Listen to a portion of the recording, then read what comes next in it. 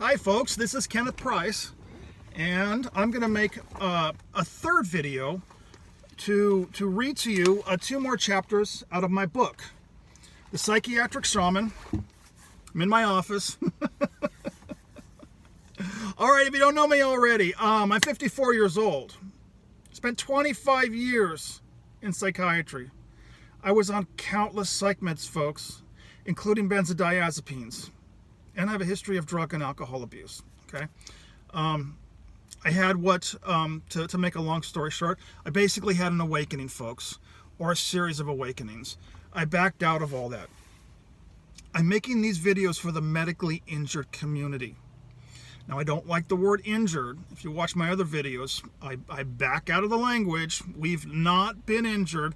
However, to keep these very simple, I make these videos for the medically injured community because you guys are going through a withdrawal, or you're going through several withdrawals, and you're really unhappy, and you're frightened, and you're scared. And I don't want you to be frightened, and I don't want you to be unhappy, and I don't want your withdrawals to string out. So, so now I am your psychiatric shaman. I'm going to read you 2 chapters out of my book. All right, but remember, I preface all these videos. I'm not a doctor. I'm not a psychologist.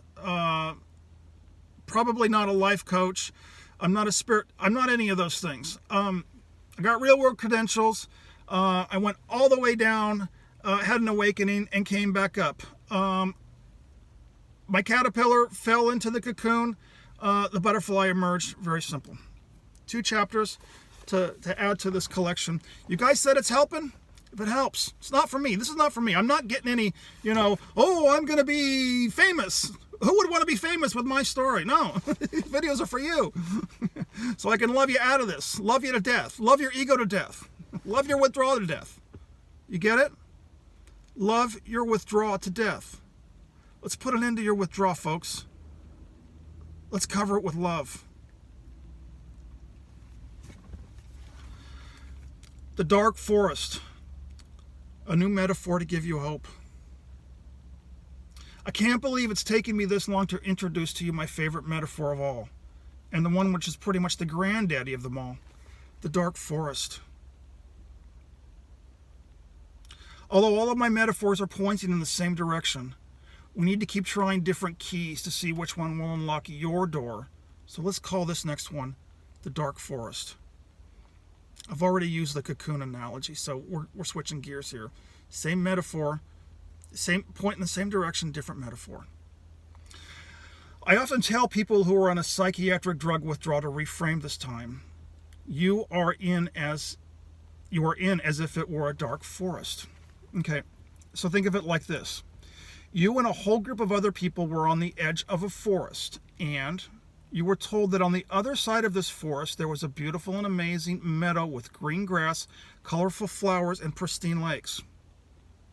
Everyone in this group got all excited and got on board a bus to drive around the forest to the clearing.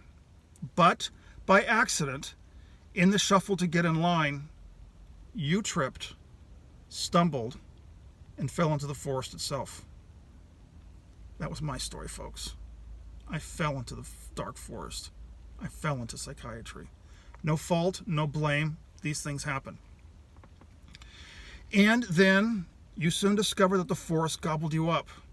And there was no way for you to turn around because by the time you had regained consciousness, the bus had already left with all of your friends on board.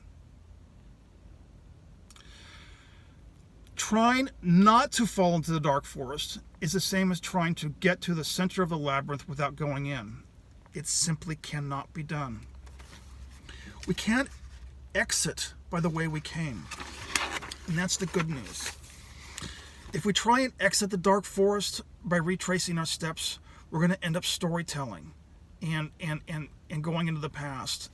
And we get psychologically and spiritually protracted. I said that in my last video using the cul-de-sac metaphor. I'm just throwing metaphors at you because the stories of the past keep us stuck. The psychiatric shaman has stories that will emerge us. Neither stories are true, by the way, but there is a difference. The psychiatric shaman has empowering stories, and the stories of our past are disempowering. That's where I'm taking all you folks. That's what worked for me, at least. This is what psychiatric withdrawal was like for me. It felt like I had fallen into a dark forest and was walking an endless labyrinth. But the dark forest did end, and so too did the labyrinth. And it felt like I was all alone. But I wasn't. Because that's when Marcia reappeared. Did you watch the book reading 2 of the Psychiatric Shaman? That's when I introduced you to Marcia. She was my spirit guide, folks. She was hiding in the dark forest. There was no turning back other than to fight my way out and get to the clearing by going through the dark forest. Now be careful with my language, folks. When I say fight my way out, remember that we're speaking in the world of metaphor here. Okay? Fight my way out is not completely accurate. Setting the intention to find the clearing would be more accurate than saying fight my way out. Remember, I've used the spiderweb analogy. The more we struggle in a withdrawal, the more we get entrapped. So fight is a word that you have to take with a grain of salt. That's why I want to do videos. I want you to see my tonal inflections, facial expressions, because I got to convey this information very gently. The next chapter is entitled Marcia in the Dark Forest. Angels hang out in the last place you might expect to find them. What I soon discovered inside of my dark forest, which is the purpose of this book, inside of the dark forest is when I finally ran out of options. My withdrawals, my psychiatric drug withdrawals. But the only option that I ever needed never ran out on me. That's when Marcia reappeared.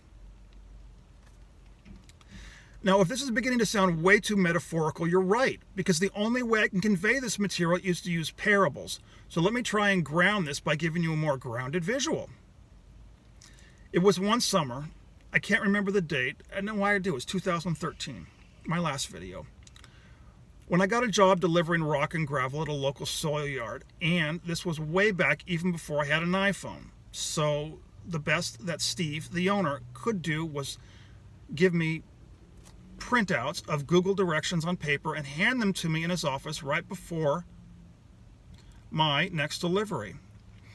But it was a very difficult summer, and it required all the stoicism I had left in my reserve to actually take this job and push myself into the office and get into the truck and to the loading ramp and off for the next delivery. And it was absolutely an endurance test.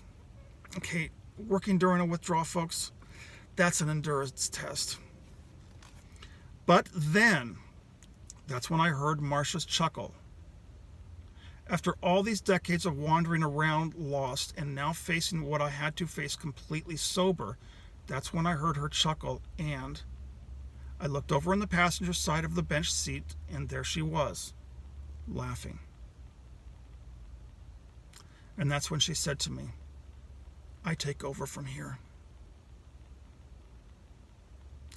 And that's when my tears began to stream like a river on unending grief all summer. And I can't not remember how those deliveries ever got made, except every single one of them was made seamlessly, while Marcia made sure the logistics were covered. I cried and cried and cried. My man tears, more or less in private, in the cab of that delivery truck all summer long. Tell me you don't believe in angels. I was a skeptic too. Made a believer out of me.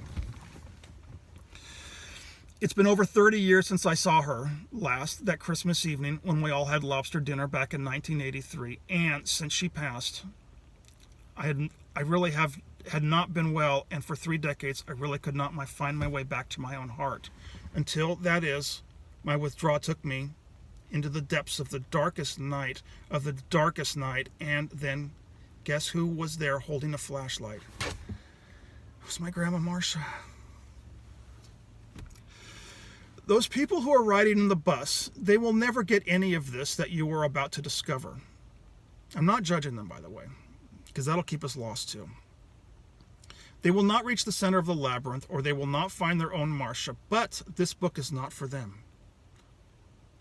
This book is for you. inside of the dark forest of your withdrawals. All right, so call me your Marsha right now. Not because I'm wise or spiritual or even well assembled, but because I can drive your delivery truck while you sob your tears in the dark forest of your cocoon. A withdrawal is a dark forest. A withdrawal is a cocoon. We're not going back to becoming caterpillars, folks. You know what happens in a cocoon. All I have to offer you is my experience, strength, and hope. I'm experienced in driving delivery trucks, and I don't mind really, and in fact, I rather enjoy driving. That's why I'm going to California in my car instead of taking Amtrak. Because I've spent many years in this dark forest. I know my way around here, and I'm not afraid of entering the dark forest with you. By now you've heard from your family and friends a lot of caterpillar advice that's really not helping. And that's because they want you to become a recovered caterpillar. Those people who are all giving you advice, they're the same ones who got on the bus. So how could they possibly relate to what you are going through right now? Part of the reason I used to get so frustrated with Christianity is because they kept calling Jesus Christ a personal savior. That's absolutely ridiculous. He's a guide and a teacher, but he's not a savior. I had to save myself by doing his instructions. But since I had so many grievances towards Christianity, that's fine. Jesus just appeared as Marsha. They're both working for the same team. Do you get it? Is this beginning to make sense? Are you beginning to see the larger picture here? Okay, folks. Those were 2 chapters out of my book, The Psychiatric Shaman. This is how I emerged from all that. Okay? And this is what I have to offer to members in this community. We're in a dark forest. Stop calling it a benzo withdrawal. Stop calling it, because then we're looking back. If we can reframe this, we can use the dark forest metaphor. I've used the cocoon metaphor. I'm going to just keep throwing metaphors after metaphors after metaphor. We're going to reframe this, because that's what Marsha told me to do. And I stand here, just look into my eyes. Am I damaged? I don't know. Some people say I'm pretty screwy, but who cares? Are we going for recovery, or are we going for happiness or joy? Because if you just want to get recovered, go back and become try and get out of the dark forest and become a healed caterpillar. It ain't gonna work, folks. You're on the trajectory of butterfly, and that's why I'm here. That's the purpose of a psychiatric shaman. All right. This video is going to be about 15 minutes long. But I wanted to get one more out and read you 2 more chapters. Put your comments below. Okay, I'm not charging money for this. As a matter of fact, I can't charge money for this, because then it would be to returning to caterpillar, and butterflies don't operate like that. So what I do expect from you is I expect your comments. What's working, what's helping, and encourage me. We do this back and forth, by the way. I'm going to encourage you, but I need feedback. Okay. And listen, I leave all my videos on the same note. I'm going to put a link to my Facebook account in the description area. If you want a one-on-one FaceTime, that is how... It's not like I've emerged and I'm fine. No. My daily discipline is about service. I need to hear from you, and you need to hear from me. We're all exiting. Remember I told you I go back into the dark forest? That's how I stay in the clearing. If you're confused, good, because your linear mind can't figure this out. But your holographic mind can remember that you are a butterfly. We put our focus on that, and then suddenly the miracles, one by one, show us a trail of breadcrumbs. That's how I emerged. And that's my gift to this community. I've said too much. I can become a windbag sometimes. All right. I love you all. I want to hear from you. Put your comments below. And like I leave all my videos, you've not been damaged. If I could just walk into like every single benzo withdrawal Facebook page and just like scream, you've not been damaged. Actually, I've been really nice up until now. I'm going to scream it now. I can do it. I'm in my car. You've not been damaged.